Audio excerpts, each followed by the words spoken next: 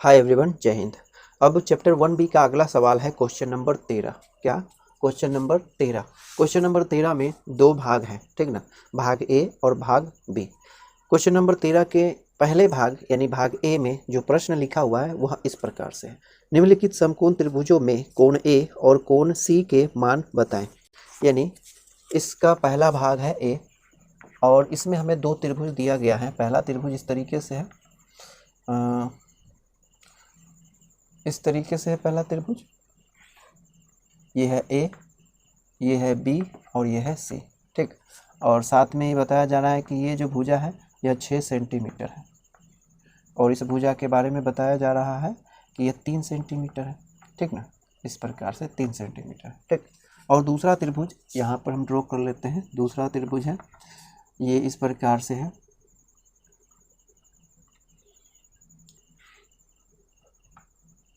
इस प्रकार से ये है ए, ये है बी और ये है सी, ठीक ना। और इसमें यह भुजा √3 सेंटीमीटर है और इस भुजा के बारे में बताया जा रहा है कि यह 1 सेंटीमीटर है। 1 सेंटीमीटर की यह भुजा है, ठीक ना। तो पहले त्रिभुज से चलते हैं, है ना। इस त्रिभुज में ये कोण जो हो गया क्या है? समकोण है, ठीक। 90 डिग्री का कोण है इसलिए समकोण हो गया। ये 90 डिग्री है इसलिए ये सामने की भुजा क्या हो जाएगी? कर्ण हो जाएगी, ठीक ना। तो अगर हम देखें कि ये कर्ण है और ये लंब है तो इस भुजा को आधार मान के चलेंगे, ठीक ना। तो BC है ना, इस त्रिभुज ABC में लिखेंगे त्रिभुज ABC में, त्रिभुज ABC में AB बराबर हो जाएगा कर्ण का स्क्वायर यानी AC का स्क्वायर और माइनस BC का स्क्वायर, ठीक ना। इस तरीके से हम इसे सॉल्व कर सकते हैं। यहाँ ये कितनी है? ये है 6 सेंटीमीटर बराबर यहाँ पर AC कितनी है? 6 सेंटीमीटर। तो लिखेंगे 6 सेंटीमीटर का स्क्वायर जो कितना हो जाएगा? 6 छक 36 हो जाएगा और माइनस BC यानी 3 का स्क्वायर लिखेंगे, 3 का स्क्वायर तो 9 हो जाएगा और ये √अंडर, ठीक। इसे हल करें तो 36 में से 9 को घटाएंगे तो कितना हो जाएगा? 27, 27 रूट और इसका वर्गमूल हो जाएगा 3√3, ठीक ना। तो यहाँ से कितनी? BC √3 centimetre. AB कितनी हो गई? 3√3, ठीक। तो लिखेंगे अब इस एंगल को जिक्र करना है ना। तो इस एंगल के लिए हम कोई भी त्रिकोणमितीय अनुपात लागू कर सकते हैं। तो सबसे सिंपल है क्या चीज़? साइन। तो लिखेंगे साइन A। साइन A के लिए क्या होगा? कर्ण बटे कर्ण नहीं, लंब बटे कर्ण हो जाता है ना।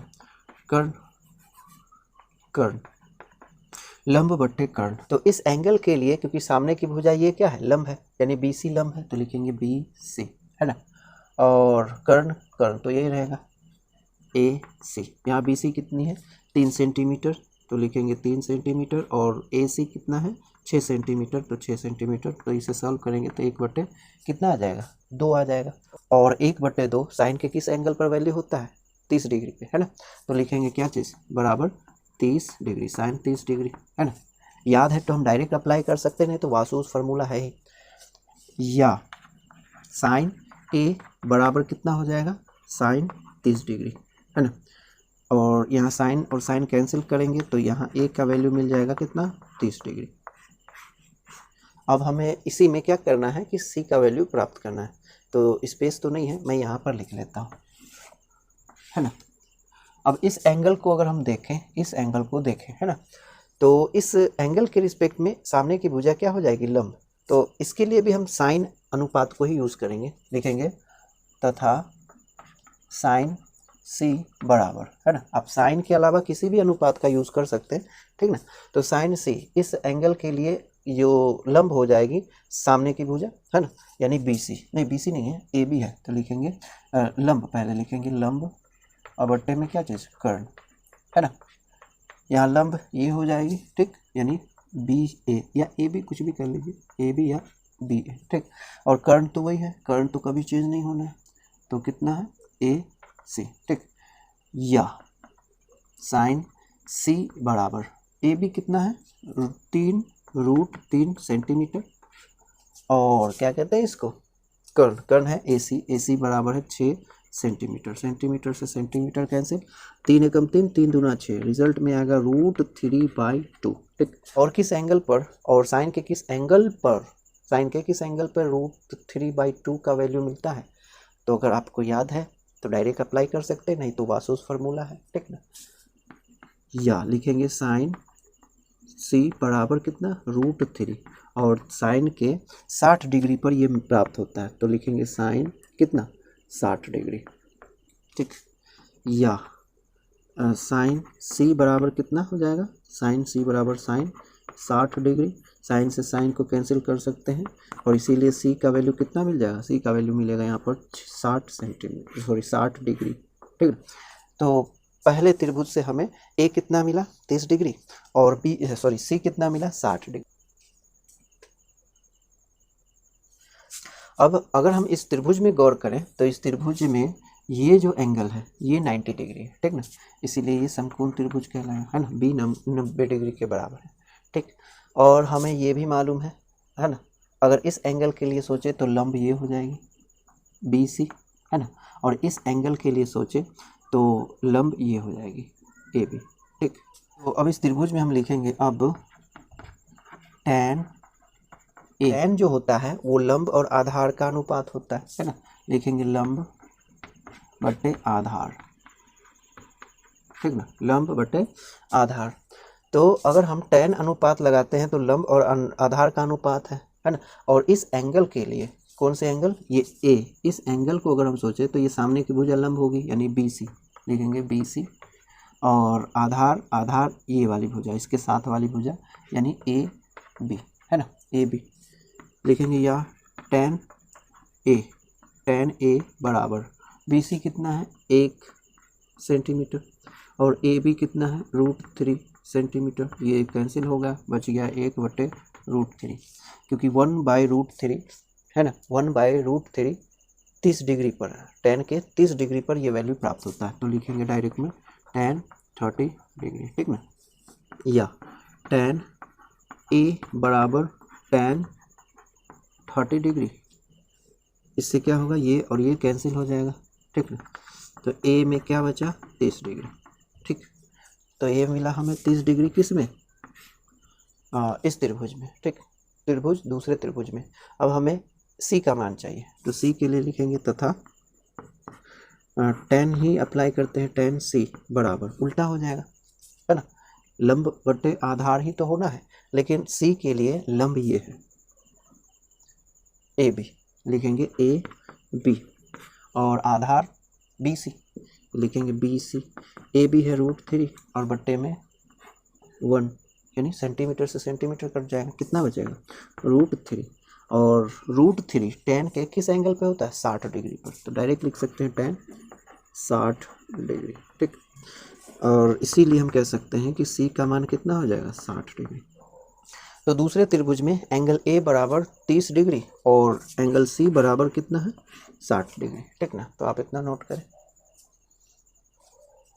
इस प्रश्न के दूसरे भाग यानी B में हमें एक समकोण त्रिभुज दिया गया है इस प्रकार से, इस प्रकार से ही ये है P, ये है Q और ये है R। ठीक ना, साथ में ये एंगल के बारे में बताया जा रहा है कि ये 30 डिग्री है, और ये सामने की जो भुजा है इस एंगल के वो है 6 सेंटीमीटर। ठीक ना, तो हमें तो यहाँ पर त्रिकोणमितीय अनुपात लगाएंगे इस एंगल के लिए। तो इस त्रिभुज में एंगल Q जो हो गया ये 90 डिग्री है ना, और 90 डिग्री के एंगल होने के कारण सामने की भुजा क्या हो जाएगी, कर्ण हो जाएगी। ठीक, और इस एंगल के लिहाज से ये सामने की भुजा लंब है। ठीक, और ये आधार। ठीक ना, तो ये कर्ण हो गया, तो इन दोनों में रिलेशन हम पता करें तो किसका रिलेशन बनता है, साइन का, यानी साइन का अनुपात है। लिखेंगे त्रिभुज कौन से PQR में साइन 30 डिग्री बराबर, अब साइन के लिए, अब साइन जो होता है वो लंब और कर्ण का अनुपात होता है, तो इस एंगल के लिए लंब ये हो गया क्या चीज़ PQ, और कर्ण हो गया PR, है ना, क्या हो गया PR, तो लिखेंगे PR। ठीक, अब यहाँ पर साइन 30 डिग्री का जो मान होता है कितना होता है, तो साइन 30 डिग्री के लिए हम लिखेंगे कितना 1/2 बराबर में PQ दे रखा है 6 सेंटीमीटर, तो 6 सेंटीमीटर, और हमें चाहिए PR, ठीक ना। तो इसे इस पक्ष में और इसे इस पक्ष में गुना कर देंगे तो ये हो जाएगा पी आर बराबर में ये 6 दूना 12, तो 12 सेंटीमीटर। तो पी आर कितना निकल गया 12 सेंटीमीटर। अब हमें क्यू आर चाहिए, तो क्यू आर के लिए इन दोनों में रिलेशन बनाना है। अब तो ये भी मालूम हो गया है ना, तो इन दोनों में भी रिलेशन बना सकते हैं, लेकिन हम इसी का प्रयोग करेंगे, इन दोनों का प्रयोग करेंगे। लिखेंगे इधर अब अगर इन दोनों का हम प्रयोग करते हैं है ना, इन दोनों को यूज़ करते हैं तो इस एंगल के लिए लंब हो जाएगी और ये आधार। ठीक, तो लंब और आधार किस अनुपात को व्यक्त करता है, tan है ना, या कॉट का भी प्रयोग कर सकते हैं हम, तो tan का ही यूज़ कर लेते हैं। ठीक, तो लिखेंगे tan कितना, tan 60 नहीं 30 डिग्री है, तो tan 30 डिग्री बराबर इस एंगल के लिए लंब ये है यानी पी क्यू और आधार ये है यानी आर क्यू, जो कि हमें चाहिए, आर क्यू का वैल्यू हमें चाहिए। ठीक ना, तो यहाँ पर देखें तो tan 30 डिग्री का मान होता है 1/√3 बराबर हो गया पी क्यू कितना है 6 सेंटीमीटर और क्यू आर है ना, आर क्यू बराबर, इसे भी क्रॉस मल्टीप्लाई करेंगे इस प्रकार से, तो आर क्यू का वैल्यू हो जाएगा 6√3 सेंटीमीटर। ठीक ना, तो इस तरीके से हम प्राप्त कर सकते हैं पी आर कितना 12 सेंटीमीटर और आर क्यू कितना है 6√3 सेंटीमीटर। ठीक ना।